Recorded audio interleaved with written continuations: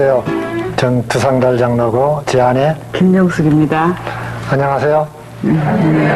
반갑습니다. 오늘날 가정이 무너지는 소리가 들리고 있습니다. 그리고 이혼이 급증하고 있습니다.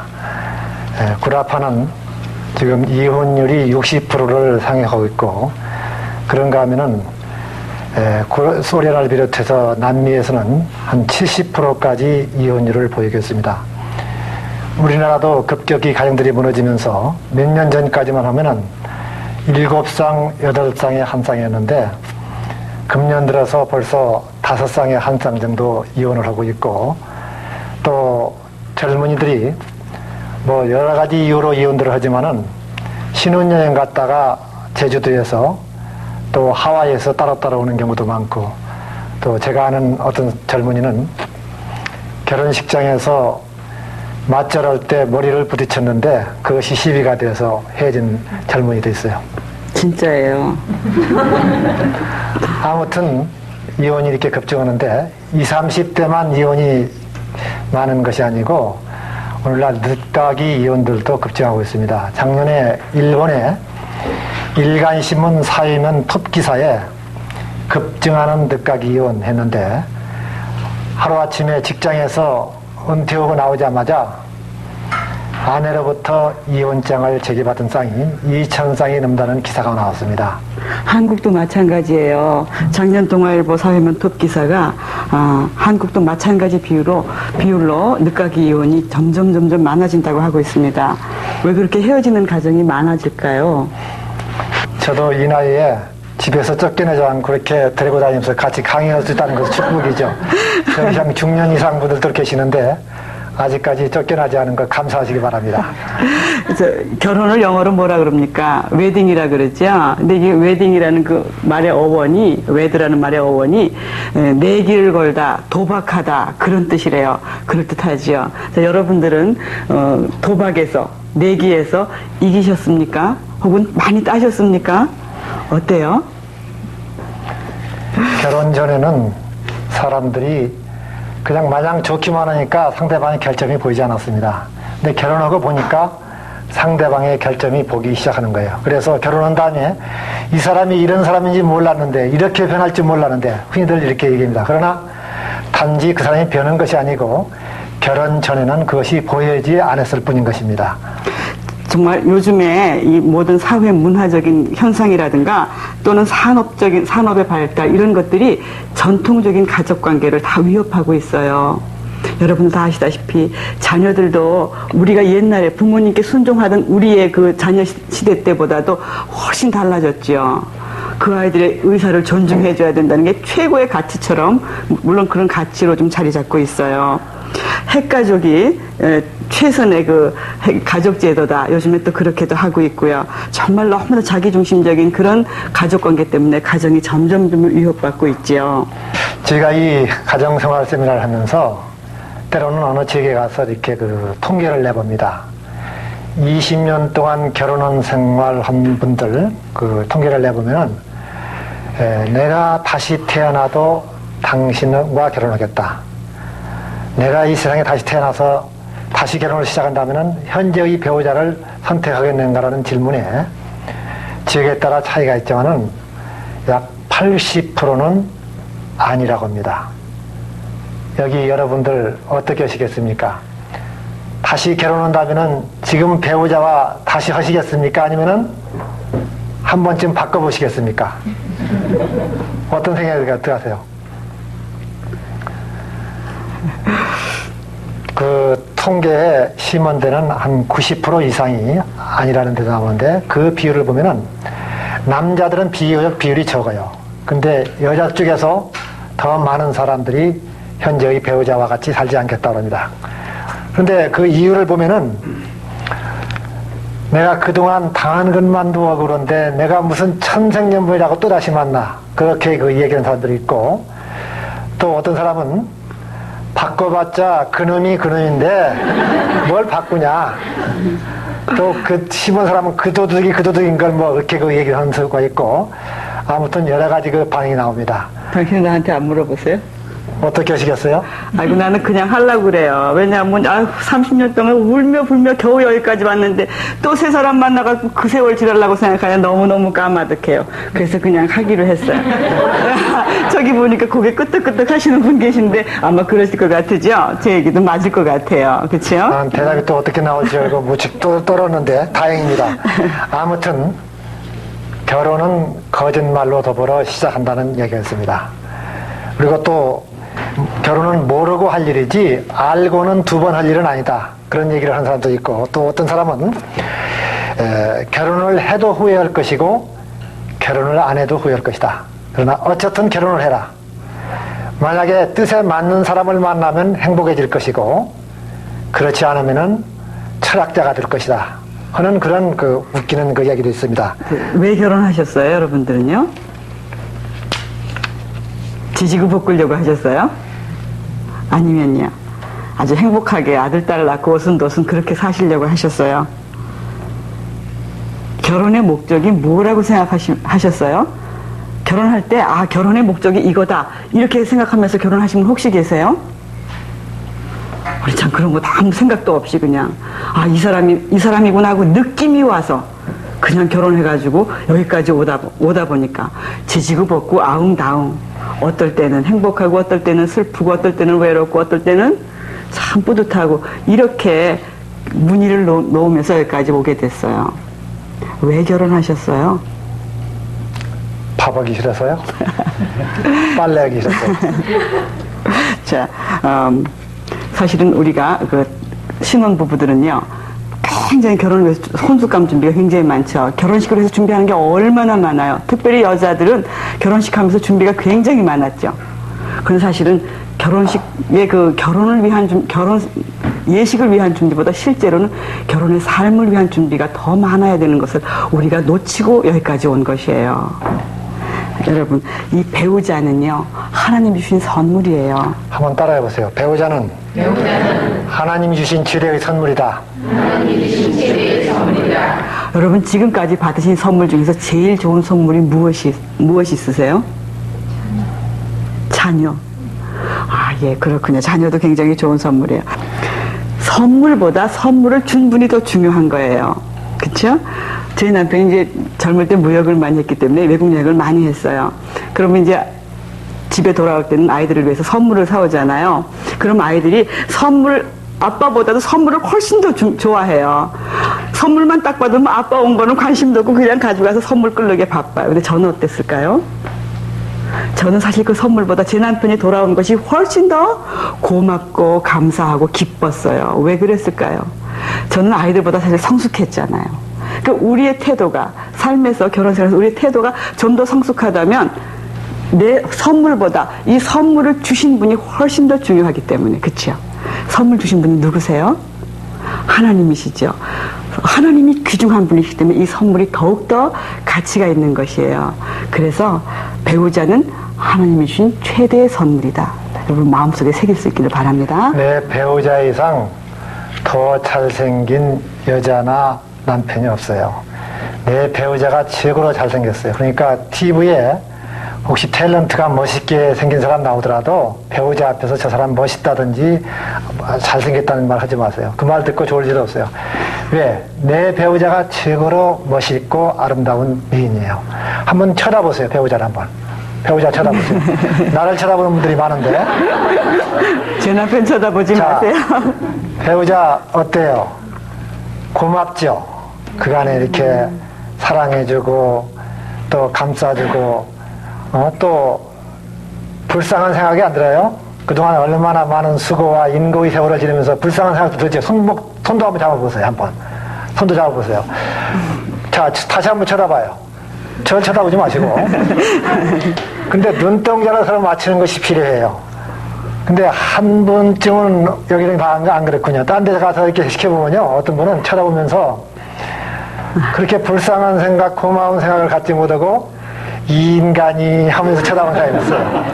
조금 어떤 사람은 심지어 나가서 이 웬수야 하면서 쳐다보는 사람이 있는데, 아무튼 두 분은 나이가 들어갈수록 당신밖에 없어, 당신 최고야, 서로 이렇게 격려하고 세워주고 는 그런 위로하면서 사는 여러분들이 되시기를 바랍니다. 나의 결혼 생활은 하나님의 명예와 관계가 있다. 여러분 그거를 기억하시기 바랍니다. 가정은 하나님이 세우신 최초의 기관이에요. 이것이 정말 축복되고 행복해야 되는데 사단의 공격으로 계속 무너지고 있어요. 사단의 최고의 전략은 가정을 파괴시키는 것이에요. 왜? 가정이 파괴되면 사회가 파괴되고 사회가 파괴되면 국가가 무너지기 때문에 그래요. 영국에서는 가정 파괴하는 사단 종교가 유행을 하고 있다 그러더라고요. 그래서 아마 그곳에 히피도 많고 정말 기독교가 꽃피웠던 그곳이 그렇게 무너지고 있는가 봐요. 책에 이혼하는 방법이라는 책까지 나와서 팔리고 있습니다. 아무튼 여러분들 나이 들어가면서 서로 격려하고 서로 의지하고 서로 사랑하면서 아름다운 가정을 이루시길 바랍니다. 남자가 부모를 떠나 사람이 부모를 떠나 그 아내와 연합하여 둘이 한 육체가 될지니 이 비밀이 크도다 그랬어요. 아내와 남편이 하나 되는 것이 비밀이라 그랬어요. 비밀은 아무도 모르는 게 비밀이에요? 아니죠. 아는 사람은 다 아는 게 비밀이에요. 우리 그리스도인들은 다 알아요. 하나가 되는 것, 하나님 앞에서 하나가 되는 것. 이것이 곧 하나님의 명예에 관한 일이라는 사실을 여러분 기억하시기 바랍니다. 흔히들 막 결혼한 사람들이 신혼처 잡아야지 그런 말들 하죠. 들어보셨죠? 여기 신혼처에 잡았거나 잡힌 분 계세요? 여기 보니까 신혼부부도 와 계신 것 같아요. 네. 어떻게 해요? 좀 잡으셨어요? 못 잡았어요? 잡아야 돼요. 옛날에 그런 말 있죠. 다홍치마 때 잡아라 그런 말 있죠. 여러분 나이 좀 있으신 남자분들 다 아실 거예요. 그래서 잡아보셨어요? 잘 잡혔어요? 잡아야 돼요. 뭘 잡아야 될까요? 사실은 아내와 남편이 서로의 마음을 사로잡아야 돼요. 정말 중요한 것 같아요. 힘으로 또 말로써 완력으로 잡는 것은 그건 정복자지 잡는 게 아니에요. 한쪽이 잡히고 잡으면은 그 가정은 가면 갈수록 처참해질 수밖에 없어요. 잡는데 뭘 잡느냐? 사랑과 관심과 이해와 용납과 그리고 인정해줌으로써 또 배려해주는 사랑으로서 상대방의 마음을 잡는 여러분 되시기 바랍니다. 예. 돕는 배필과 바라는 배필이 있어요. 창세기 2장 18절에 보면은 내가 그를 위하여 돕는 배필을 지으리라 그랬어요. 바라는 배필을 지어주시지 않았어요. 그런데 우리는 어때요? 돕는 배필이 되기보다 저 배우자로 하여금 어떻게 해주기를 원하는가, 나를 위해서 어떻게 해주기를 바라는 그런 생각을 늘 먼저 많이 하고 있어요. 그렇죠? 그래서 이 돕는 배필이 참 중요해요. 그러면서 배우자가 완벽한 배우자가 되어서 나를 좀 도와주기를 원하는 것. 이것은 사실은 어때요? 하나님 뜻이 아니에요. 결혼의 목적 중에 하나가요. 아까 결혼은 우리가 목적을 모르고 한다 그랬었죠? 목적 중에 하나가 뭐냐면 서로 동반자 관계를 이루어서 함께 나가는 것이에요. 상대방이 약점이 있을 때 그것을 감싸주고 도와주는 돕는 배필이 있는가 하면은 상대방을 나의 입맛대로 길들이려고 하는 그런 바라는 배필이 있어요.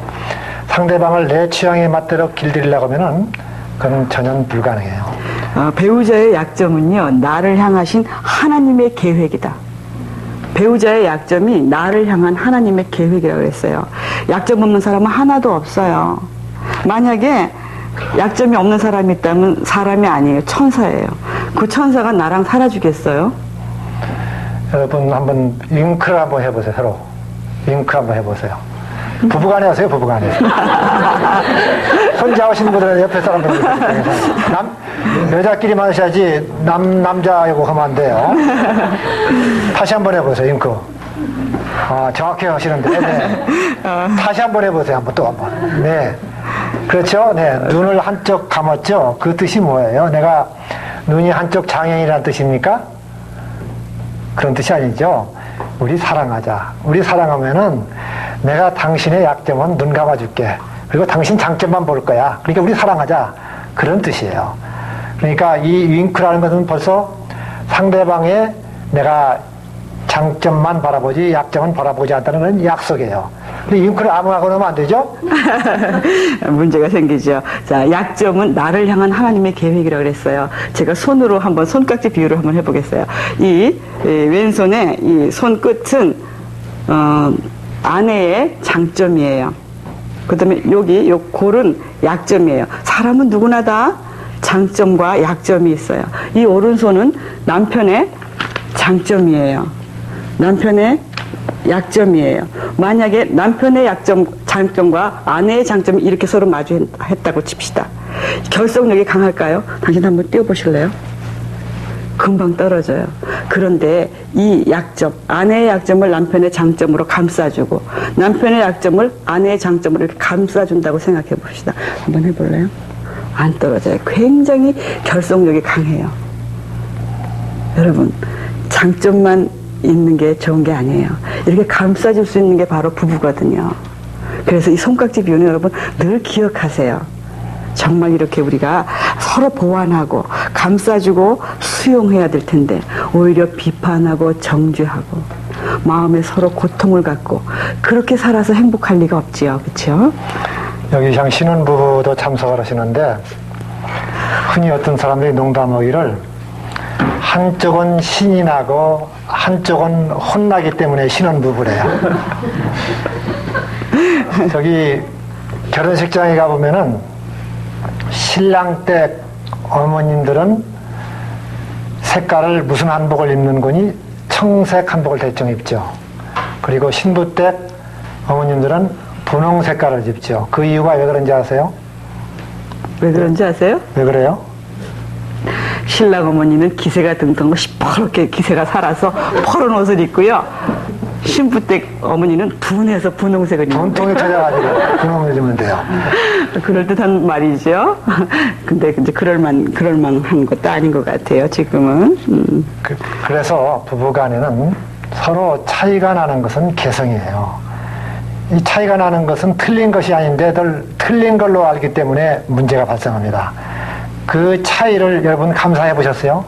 내 배우자가 나와 차이 난다는 것을, 나와 차이 나는 것을 감사하시기 바랍니다. 그건 개성이에요. 그리고 틀린 것이 아니에요. 그리고 약점은 내가 그걸 수용하고 용납할 적에 그게 바뀝니다. 제가 한반도 정책과 부부 생활이라는 제목을 붙여서 가끔 이야기를 해서 합니다. 제가 금년 1월 달에요.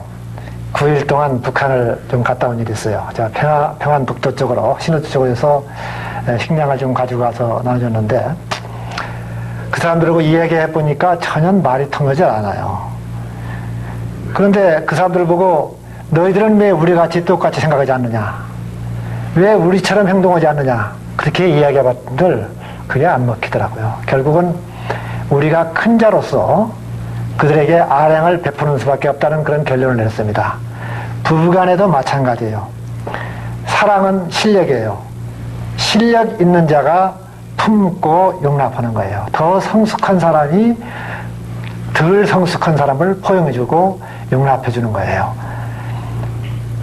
불완전한 반쪽이 하나가 되는 것, 하나가 되어서 원네스, 하나됨을 이루는 게 바로 결혼 생활인 것 같아요. 그래서 옷 벗기는 것도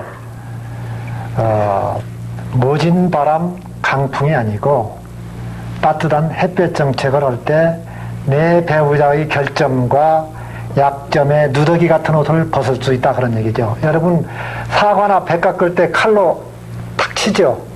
왜 쳐요? 에? 기절시키기 위해서. 맞아요. 기절시키기 위해서. 근데 왜 기절시켜요? 옷을 벗기려고 기절시키는 거예요. 옷 벗기기 전에 기절부터 시키려고 그렇게 한다 그랬어요. 정말 그 한반도 정책이라는 게 뭐예요? 햇볕 정책이잖아요. 그래서 이런 제목을 했는데 옷 벗기는 것은 사랑의 힘이에요. 그 아내의 얼었던 마음, 평생 남편에게 한 번도 대꾸도 못하고 그 속으로 상처만 받았던 그 아내의 마음을 여는 일은 남편의 끊임없는 햇볕이라고 생각을 해요. 또 남편이 너무너무 밖에서 힘들고 주눅들고 또 드센 아내들 있잖아요. 아내가 너무너무 드세서 집에 와서 정말 꼼짝 못하는 남편도 더러더러 있다 그러더라고요. 그런데 그런 남편도 열어줘야 되지 않을까요?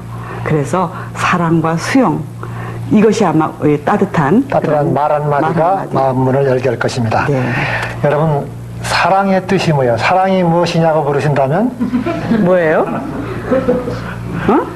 눈물의 씨앗이라고 말하겠어요? 아, 정말 그런 것 같아요. 사랑은요, 눈물의 씨앗이에요. 너무, 우리 자식 키워보면 알잖아요. 그쵸? 자식 우리가 사랑하잖아요. 근데 자식 때문에 흘린 눈물이 얼마나 많아요. 아마 어머니들 이해하실 거예요. 자식 때문에 얼마나 많은 눈물을 흘렸어요. 그러고 보니까 사랑은 고통과 수고와 인내, 이런 것들이 다 포함돼서 그래서 아마 사랑을 이루어가는 것 같아요. 전 아버지이기 때문에 자녀들을 사랑하는데 말로, 생각으로, 머리로 사랑해요. 그런데 어머니들은 어떻게 사랑해요? 10개월 동안 아이를 품고 있다가 해산의 고통을 겪죠. 기저귀 빨죠. 밥 먹이죠. 젖 먹이죠. 품죠. 그래서 머리 생각으로 사랑하는 것이 아니고 어머니는 가슴으로 사랑해요. 마음으로 사랑해요. 손과 발로 사랑해요. 그래서 우리가 어머니를 생각할 때마다 항상 우리 가슴을 찡어죠. 여러분들 한번 지금 어머니를 한번 생각해 보세요. 어머니, 나의 어머니. 어머니는 항상 우리들에게 사랑의 화신같이 비칩니다. 여러분 한번 어머니를 생각하시면서 어머니 한번 불러보세요. 어머니. 어머니. 어떠세요? 항상 우리의 가슴을 찡하게 하는 그 어머니죠. 그건 뭐예요? 손과 발로 우리를 사랑하기 때문에 그럽니다. 그래서 사랑은 주는 거예요. 행하는 거예요. 대가를 바라지 않고 상대방의 필요를 채워주는 게 사랑이에요. 대가를 바라지 않고. 뭔 말인지 아시겠죠? 사랑은 어떤 대가를 기대하지 않고 상대방의 필요를 채워주는 거다. 그런데 많은 사람들이 이 사랑하면서도 부부간에 사랑하지 않는 사람이 없고 자녀를 사랑하지 않는 사람이 없는데 그럼에도 불구하고 사랑하는 일에 실패합니다. 그 이유가 무엇일까요?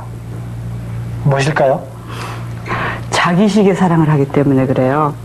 상대방이 원하는 식의 사랑을 해야 되는데 자기중심적인 내 생각에 맞는 사랑을 하기 때문에 그런 것 같아요. 고양이와 강아지가 서로 만났어요. 그래서 고양이가 강아지를 보니까 너무너무 좋아요. 사랑스러워요. 그래서 내가 너를 사랑해 하면서 뭐라고 얘기했을까요? 야옹 야옹 야옹 야옹 야옹 그랬어요. 그랬더니 강아지는 어떤 메시지를 받았냐면 내가 너하고 싸우겠다. 내가 너를 물겠다. 그런 메시지를 들은 거예요. 야옹 야옹 하는 게. 이 강아지 역시 마찬가지로 고양이를 보면서 내가 너를 사랑하겠다. 멍멍멍멍멍 짖었어요. 그랬더니 고양이가 어떻게 받았어요? 자기를 공격하는 소리를 받았어요. 우리가 서로 사랑하면서 아내와 남편이 서로 사랑하면서도 서로 자기식으로 하기 때문에 서로 상처를 주고 상처를 받는 거예요. 여러분 어른이 돼서 제일 많이 싸운 싸움의 상대자가 누구예요? 어른 된 다음에 누구랑 제일 많이 싸웠어요? 이웃집 아시에요? 부부간이죠? 왜 사랑하면서도 그래요? 사랑의 방언이 다르기 때문에. 그러니까 사랑은 내가 원하는 사랑을 하는 것이 아니고 상대방이 원하는 사랑을 하는 거예요. 자녀들하고도 그래요. 핑클, 신화, H.O.T, 잭스키스. 무슨 말을 제가 하고 있죠, 이거요? 무슨 말인지 아시겠어요? 요새 유명한 보컬 그룹들이죠?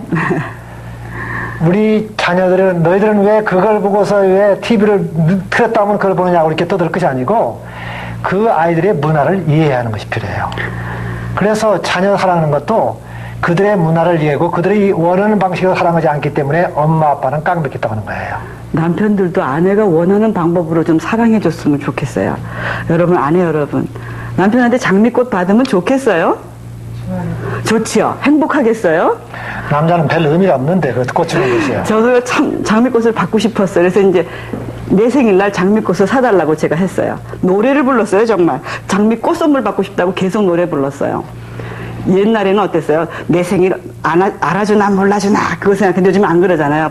부인들 다 야갔어요. 그래서 이제 달력에 동그라미하고 이때가 내 생일이다. 계속 노래를 부르고 주지를 시키는 거예요. 그래서 제 생일이 드디어 됐어요. 그래서 제가 제 남편한테 오늘 내 생일이니까 장미꽃 잊지 말아요. 그랬더니 제 남편 어떻게 했는 줄 아세요? 사왔겠어요? 안 사왔겠어요?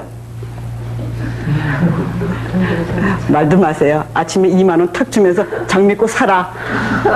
이런 식의 사랑을 하고 있습니다. 얼마나 현실적이에요? 아니, 그것도 하루만 씻는 거. 그래도 아니잖아요. 그치요?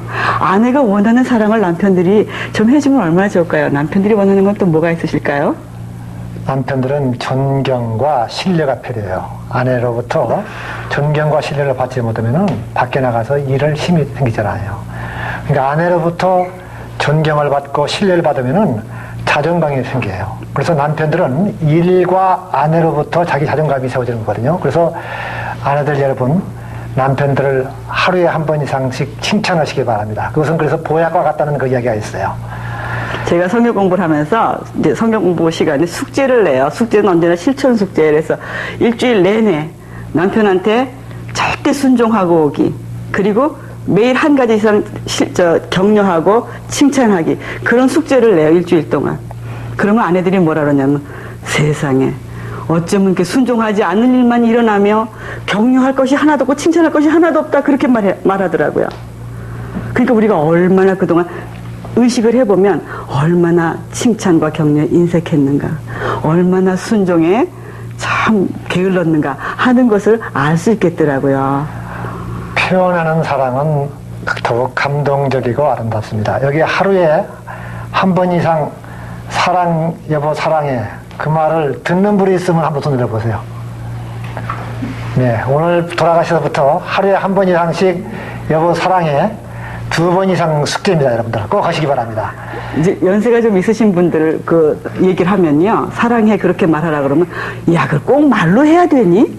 말 안 하면 모르니? 말 안 하면 사랑하는 거 아니니? 야, 미국 사람들이 시도 때도 없이 I love you 해도 이혼만 잘하더라. 그렇게 말하더라고요. 옛날에는 우리도 그렇게 말하는 게 통했어요. 근데 지금은 아니에요. 표현되는 것이 얼마나 중요해요. 그 속에, 남편들 속에 5만 가지 사랑이 다 들어있으면 뭐래요. 아내한테 전달이 안 되는 거야. 또 아내는 남편을 존경하고 사랑하는 마음이 아무리 있으면 뭐래요. 남편한테 전달이 안 되니까 서로 모르잖아요. 그래서 이제부터는 서로 사랑한다고 말합시다. 근데 이런 강의를 듣고 혼자 와서 듣는 분 가가지고 바쁜 아내한테 갑자기 가서 탁 붙들더니 여보 사랑해 하면은 아내가 질겁을 해요. 이가 어디 잘못 갔다 왔나? 아니면은 죽을 때가 되면은 뭐 마음이 변다더니 뭐 이렇게 생각할 수도 있고, 그러니까 좀 분위기 있을 때 손을 잡고 여보 내가 당신의 그 고마운 것을 다시 한번 오늘 생각했어. 당신 정말 고마워. 그런 얘기를 하고 분위기가 있을 때 껴안으면서 여보 사랑해 이렇게 해야지. 갑자기 이러는 그 아내한테 쫓아가가지고 한 번도 듣지 않던 그 아내한테 가서 이렇게 얘기하면은 두 가지 인상이 났다. 어떤 아내는 아마 심장마비가 일어날지 몰라요. 쇼킹을 받아서. 그러니까 분위기가 있을 때 적당하게 이렇게 하시길 바랍니다. 그래서 표현한 사랑은 참 아름다운 것입니다. 여러분들 음식 아내가 차려놓으면 맛있다고 해요? 하죠? 또 안, 저도 제 남편은요, 제가 이게 음식을 해놓고 이렇게 먹는 걸 보면서 말이 없어요. 그래서 맛있지? 맛있어요? 맛있지요?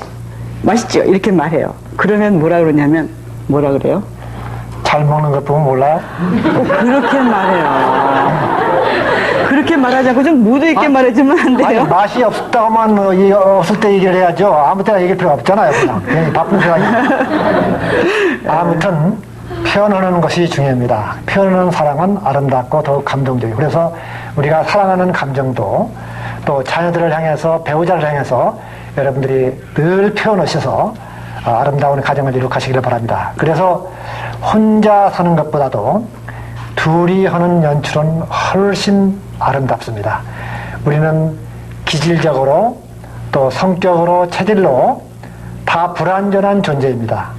그러나 불완전한 둘이 하나가 될 때 완전한 하나가 되고, 그 조화를 이루는 부부의 연출이야말로 환상적인 그런 연출이 되는 것입니다. 여러분, 그러한 부부 연출을 하셔서 오고 오는 세대에 위대한 믿음의 유산을 이어가는 믿음의 가정들이 되시기를 바랍니다. 감사합니다. 이 프로그램은 한독 화장품 협찬입니다.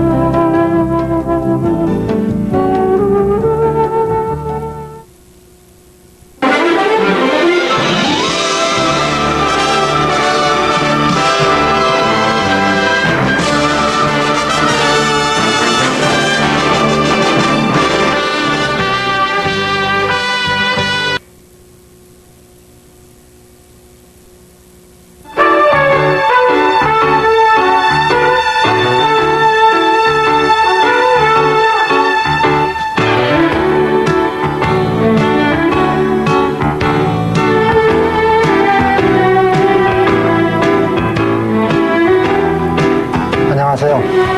안녕하세요. 제가 한 가지 이야기를 시작하겠습니다. 이 시간에는 대화에 대해서 이야기를 할 텐데, 제 친구 중에 아주 잘생긴 부인을 모시고 사는 친구가 있습니다. 아주 지성적으로 생겼고 아주 너무나 멋있게 생겼습니다. 그래서 늘 그 친구를 바라볼 때마다 참 부러운 눈치를 이렇게 바라봤는데, 근데 그 가정을 실제로 알아보면은 아주 불행한 가정으로 이렇게 살고 있습니다.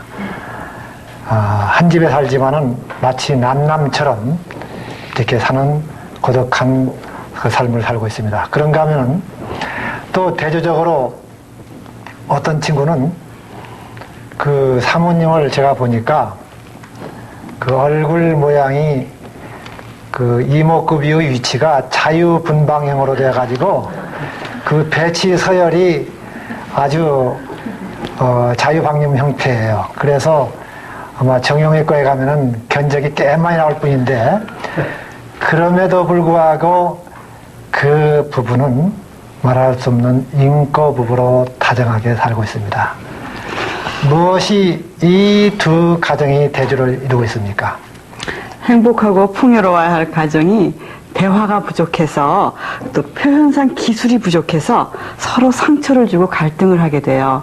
모든 결혼 생활에서 정말로 갈등이 피해갈 수 없어요. 갈등은요. 그래서 솔직하고 인격적인 대화를 해야 되는데, 그 솔직하고 인격적인 대화라는 것은 그 인격의 진실된 것을 나누는 것으로서 속 마음과 자기 자신을 나누는 것이에요. 말만 하는 것이 아니고 나를 나누는 것이 바로 대화예요.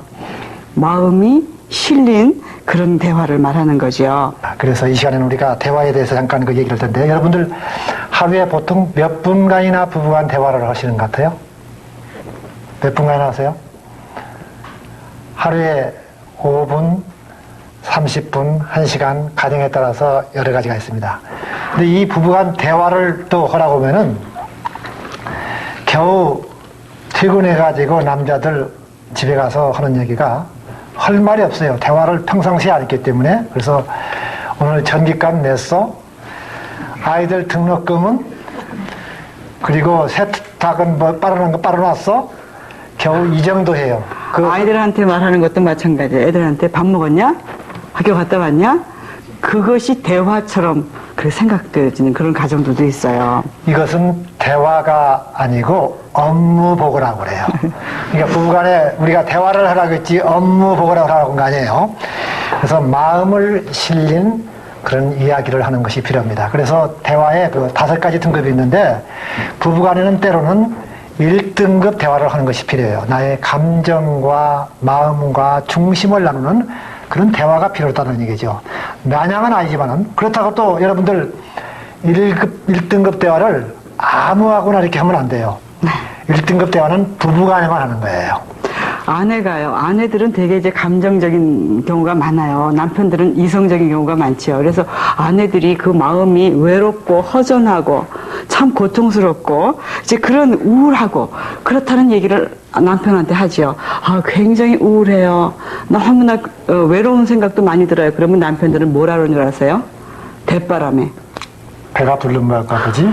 배가 불렀군 그래요. 정말 그런 말 들을 때 아내들은 어때요? 기분 좋겠죠? 너무너무 씁쓸하고 쓸쓸하고 그래요. 진짜 쓸쓸하잖아요. 아내는 밥만 먹어서 사는 존재가 아니에요. 여러분, 밥 못 먹어서 시집 온 사람 있어요? 옛날에는 그랬어요. 제 남편도 그런 사람 중에 하나였었어요. 근데 남자들은 실은요, 그저 봉급 닫아주고 밥 먹여주고 그저 도둑으로부터 안전하게 지켜주고 이거 하면은 남자들이 책임을 다하는 것으로 생각해요. 늘 그렇게 말했어요. 내가 못한 게 뭐있냐? 내가 잘못한 게 뭐있냐? 밥을 굶겼냐? 뭐 어디 가서 바람을 피웠냐?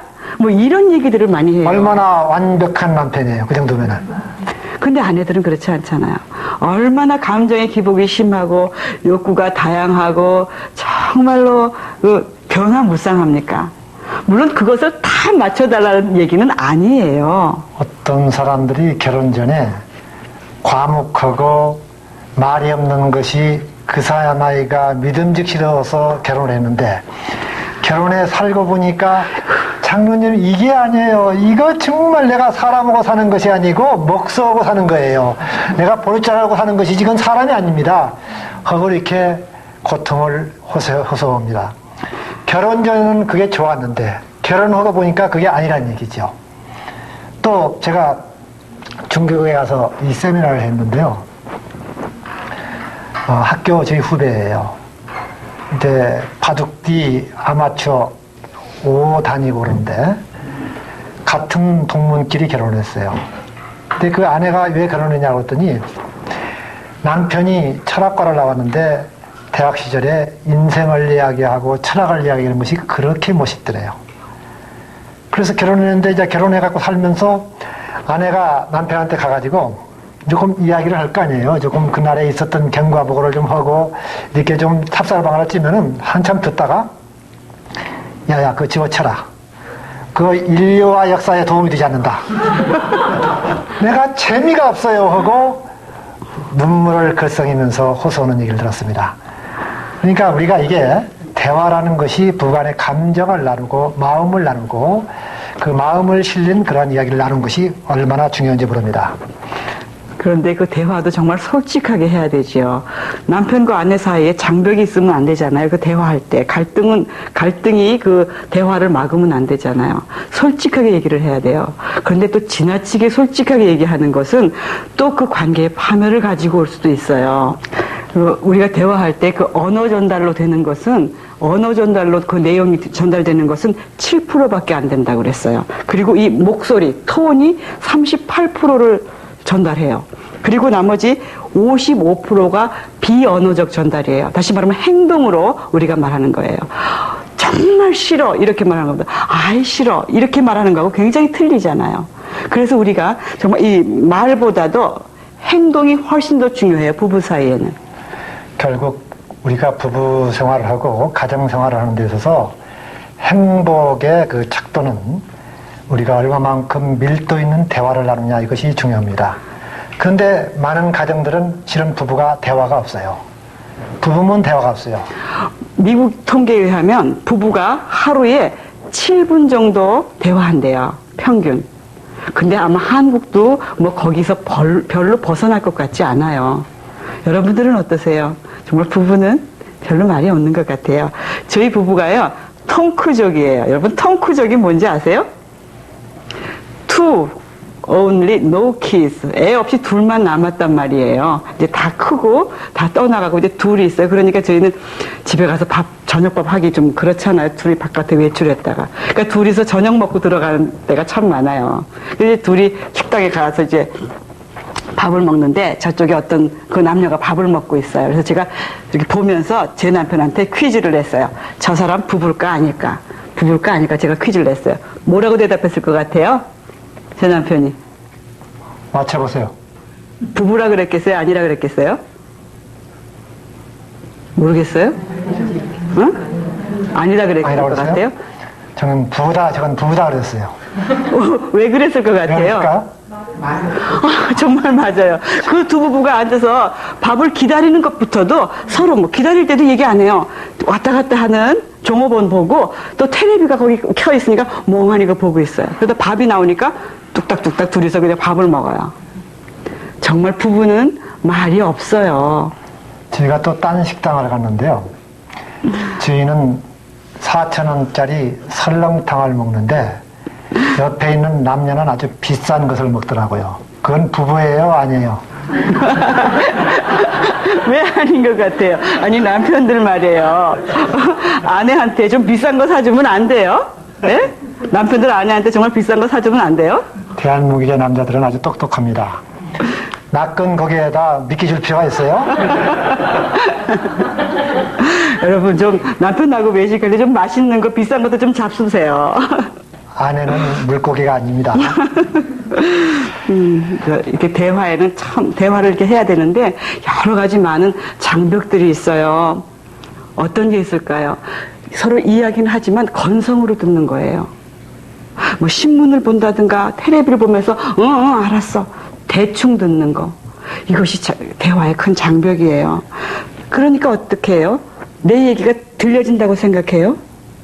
오히려 거부당한다는 느낌을 갖고 있어 얘기를 해도요. 말해봐야 손해만 본다는 얘기죠. 그러니까 말해봤던 늘 손해보기 때문에 아예 얘기할 필요가 없다는 얘기죠. 근데 저는요, 젊어서부터 지금까지 참 이렇게 해달라는 것이 여자들 그렇게 많죠. 제가 맨날 뭘 해달라고 그러는 게 참 많아요. 그런데 한 가지 자신 있게 한 것은 아내가 해달라는 것을 한 번도 노해본 일이 없습니다. 그런데 뭐 해준 것도 하나도 없어요. 그 사실이 더 중요하겠죠. 그런데 여자들은 보니까요, 해달라고 했던 걸 사흘 지나니까 다 잊어버리더라고요. 또 필요성이 없어져요. 그러니까 해달라고 할 때 기분 좋게 오케이 해놓고 지나보면 필요 없어지니까 여기 앉으신 남자분들 무조건 아내가 뭐를 해달라고 하면은 오케이 하고 오시기 바랍니다.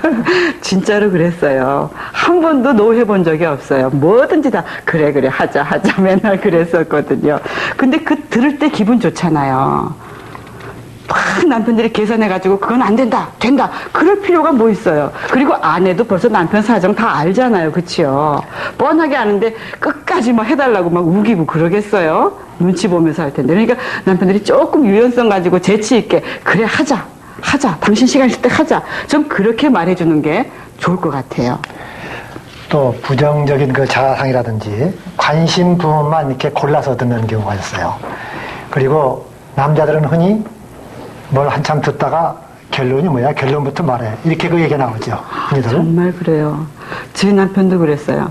뭘 이렇게 저는 또 얘기를 하려고 그러면 처음부터 얘기를 해야 될 것 같아요. 그래서 뭐 이렇게 얘기를 하면 야 빨리빨리 말해라. 아니지 빨리빨리 부부간에 뭐 그렇게 빨리빨리 말할 일이 있어요. 근데 빨리빨리 말해라. 그러고 결론이 뭔데? 아니 결론 맺으려고 우리가 무슨 토론장에 나왔어요. 그렇잖아요. 부부는 토론장에 있는 사람들이 아니잖아요. 저는 빨리빨리 정도도 아니고 빠빨리예요. 그 외에도 이제 분노, 부부간의 대화 말만 시작하면은 화를 내요. 그래서 대놓고 화내는 것이 대화라고도 하는데 아무튼 평소에 있던 감정 다 쌓아놓았다가 한 번에 다 폭발하는 거죠. 그런 경우도 있고 또 숨겨진 적대감들이 있어요. 너무나 깊이 상처를 가진 거 있기 때문에 그 상처가 해결되지 않아서 계속 그것이 이제 공격을 받는 그냥 다시 되쏘는 그런 게 참 많아요. 우리 속에는. 그렇죠? 그리고 대화 시간 자체가 부부가 적어요. 우리 부부간에 한쪽이 동네 일이나 친구 일이라면 그냥 길을 쓰고 열심히 오는데 집안일 돌보는 데는 남이에요. 아, 우리 남편이요. 남의 일이면 너무너무 잘 도와주고요. 진짜로. 너무너무 잘하고 정말 온 동네 일을 다 하는지도 모르죠. 저희가 이 부부 강사 할 수 있는 것도 이런 결점이 있기 때문에 부부 강사하는 것입니다. 그래서 아빠, 바빠, 나빠 그런 말이 있습니다. 밖에 일에 바쁘다 보니까 이제 들리는 얘기인데 아, 또 남편들은 또 친구 일이라면 발벗고 나서요. 그치요? 그런 남편이 있는가 하면 온 동네 일을 도맡아 하는 아내도 있어요. 남의 일이라면 그렇게 열심인데 집안의 남편의 일, 아내의 일 조금 더 관심을 가졌으면 얼마나 좋을까요? 다른 식구와의 갈등도 있습니다. 특히 고부 문제 같은 거 그런 문제가 있을 때는요 부부간에 먼저 하나가 되는 것이 중요해요. 근데 중간에서 그걸 화해시키려고 해봤던들 화해가 불가능해요. 먼저 부부가 하나 되면은 고부간 문제는 자연히 풀리는 거예요. 그것이 원칙입니다. 제 친구 중에요 시부모를 모시는 그 가정이 있어요. 근데 그 남편이 굉장히 효자예요. 꼭 그 어머님 아버님께 꼭 매일매일 문안 인사를 드려요. 퇴근해서도. 근데 이 남편이 얼마나 재치 있는지 몰라요. 딱 그럼 아내가 이제 먼저 맞으러 나오잖아요. 그러면 여보 내가 당신 사랑하는 거 알지? 그러고서 먼저 꼭 그 얘기를 하고 난 다음에 제껴놓고 부모님 방으로 들어가서 다녀왔다고 인사해요. 그러면 아내는 어떤 마음이 들까요? 자기 부모만 챙긴다 그런 생각이 들까요? 아니야, 내 남편은 누가 뭐래도 나를 제일 사랑해. 그런 확신이 있으니까 부모님 모시는 거에 대해서 그 스트레스를 덜 받더라고요. 고부간의 갈등이 생기면은 괴로워하는 것은 실은 남편이에요. 아내가 아니고. 그래서 우리가 이 대화에 여러 가지 그 외에도 장벽들이 많이 있는데 이 남자와 여자의 그런 차이를 이해하는 것이 아주 필요합니다. 그래서 정서적으로 아주 현격한 차이가 있어요. 우리가 쇼핑을 가보면요. 참 남자와 여자와 다르다는 생각을 해요. 저는 이따금 슈퍼마켓에 따라가가지고 카트를 끌고 뒤에 따라다니면서 참 비참한 생각을 때로는 느낍니다. 저는 왜 그런 생각이 드는지 정말 이해를 못하겠어요. 식구들 먹는 거 사는데 왜 그런 생각이 들까요? 우리 남자들은 살 때 대충 골라요. 그냥 주워 담으면 되는데 여자들은 뭐 날짜를 보고 무게를 보고 뭐 이게 사는 것이 복잡하더라고요. 아내들이 그렇게 해서 여태까지 먹고 산 거예요, 사실은요. 남편들이 좀 인정해 주셔야 된다고요. 그래서 여자들은요, 필요 없어도 싸면 사오더라고요. 남자들은 비싸도 필요 없으면 사요. 그런 그 차이가 있습니다. 제가 중국 가서도 이 백화점을 구경하는데, 피곤해요. 따라다니는 데가. 그래서 중간에 저는 앉아있으면서 구경 오라고 이렇게 한 일이 있었는데. 저희는 거의 같이 뭐 쇼핑을 가보는 적이 없어요. 아휴, 이제 한숨을 한번 쉬고 얘기해야지. 이제 외국 여행을 가면 할 수 없이 둘이 뭉쳐 다녀야 되잖아요. 제가 따라다니는 것이죠, 뭐 제가. 이제 워싱턴에 갔는데요. 그 알렉산드리아라는 곳에는 1년 내내 크리스마스 장식을 파는 곳이 있어요. 너무너무 이뻐요. 정말 여러분 생각해 보세요. 그 서양 크리스마스 트리들 얼마나 이뻐요.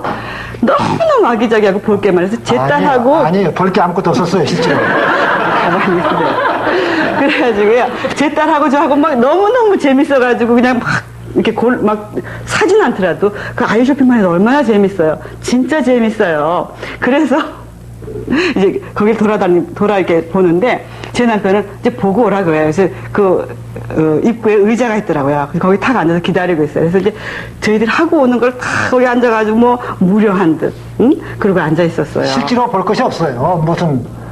그러니까 이 남자와 여자와 정서가 이렇게 차이가 있다는 얘기죠. 정말 볼 게 너무너무 많았어요. 아니요, 진짜 힘을 못 봤었어요. 근데 지금 이 얘기를 하려고 한 게 아니었어요. 그래서 남편이 거기 앉아 있었는데 일어나면서 보니까 그 의자에 뭐라고 써 있는지 아세요, 여러분? 그 의자에 딱 뭐라고 썼냐면 Tired Husband Bench. 피곤한 남편들의 의자라고 써 있었어요. 그 뒤 위에. 여러분, 남편들은 정말 피곤한가 봐요. 너무너무 다르더라고요. 그런 미국 사회도 그 피곤한 남편들을 위한 그 벤치를 마련할 정도로 그렇게 정서적으로 차이가 나더라고요. 세계의 남자들은 다 그게 볼 것이 없다는 얘기죠, 그게. 정말 재밌었어요. 또 동기와 관심 분야가 달라요. 남자들은요, 목표지향적인 사고를 하잖아요. 그래서 대화도 목표지향적으로 해요. 그래서 뭐 정보 교환, 지식의 교환, 또 뭐 부동산, 뭐 증권 이런 쪽으로 관심이 많잖아요. 남편들은요. 그리고 그 자기들의 생각을 많이 표현하는 그런 대화를 하는데 여자는 어때요? 감정이나 느낌을 얘기를 많이 하잖아요. 저는 또 집에 들어가면요, TV를 거의 안 봐요. 이제 뉴스 정도 이렇게 보고 중요한 스포츠가 있으면 꼭 봅니다. 즉 한일 축구전 같은 거 있으면 놓치지 않아요. 우리 아들하고 같이 보면서 소리도 지르고 저러는데, 근데 지난번에 한일전 있을 때 저는 우리 아들이랑 같이 보면서 소리 지르고 박수치고 일어났다 앉았다 그러는데 저희 아내는 뭘 하는지 알아요? 그 시간에요? 방에서 컴퓨터를 하고 있더라고요. 어떻게 인간이 되어가지고 한일전을 안 볼 수가 있어요? 정말 그래요? 아니, 안 보면 어때요? 저 그거 하다가 밖에서 왁 소리 나면 그때 한번 나가서 스코어 한번 보고 들어가면 되거든요. 어때요? 그렇지요? 보세요. 다들 끝에. 나는 그 한일전을 안 보는 사람하고는 인간이 아니라고 생각했기 때문에. 저 지금도 구박 듣는 거예요. 연속극 보는 거 그렇게 싫어해요. 그러니까 뭐 연속극 보면서 눈물을 가끔 흘려요. 그래서 제가 그래요. 저건 연속극이야. 울지 마 가끔 그러거든요. 근데 아니잖아요. 연속극 보면서 얼마나 그 감정이입이 잘 되고요. 정말 어떤 경우는 내 삶을 대신 대변해 준 것 같아서 저는 작가들이 너무너무 존경스러워요. 어떻게 우리 감정을 저렇게 아주 세밀하게 묘사하고 우리의 마음을 저렇게 대변을 잘해주나. 아주 얼마나 그 인생의 희로애락이 들어있어요. 그치요? 굉장히 재밌지요. 보고 또 보고 열심히 보셨죠? 아니, 넌픽션을 보면서 왜 저렇게 눈물을 흘리고 인간이 저렇게 할까? 여자는 도대체 이해가 안 돼, 도대체.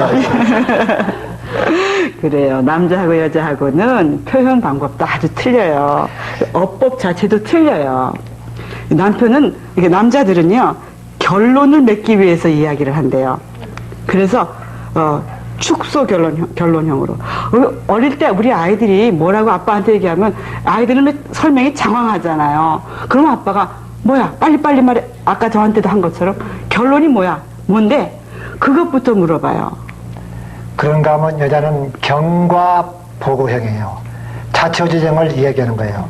오늘 여러분들이 여기 왔다 갔다 하면은, 여기 왔다 갔다 하는 얘기가 남자들은 잘 갔다 왔어, 뭐 잘 갔다 왔다 하면 끝나요, 그냥, 한마디로. 여자들은 여기 가기 위해서 버스를 타러 가는데 누구를 만났고, 이 버스 운전수가 어떻게 했고, 또 가다가 누구를, 옆집 김집사를 만났고, 이런 얘기를 나눴고, 여기 오는 데까지 얘기를 하면 오전 얘기 다 지나요, 오전 얘기. 하루 온종일 이야기가 총천연색 시네마스코프로 전개돼요. 그게 여자들의 진술이에요. 그래서 확대 진술형 그렇게 말해요. 근데 그렇지 않아요, 그렇죠? 그래서 남자들은 100가지 사건을 한마디면 좋게요. 단수로. 그러나 여자들은 한 가지 사건도 100가지로 말할 수 있어요. 만마디로 표현하더라도 100가지 정도는 됩니다. 또 남자들은 문제 해결 어법으로 대답을 해요. 정답을 얘기해요. 그러나 여자들은요, 말하는 그 자체를 좋아해요. 그리고 그 말함으로써 나를 공감해 주기를 원해요.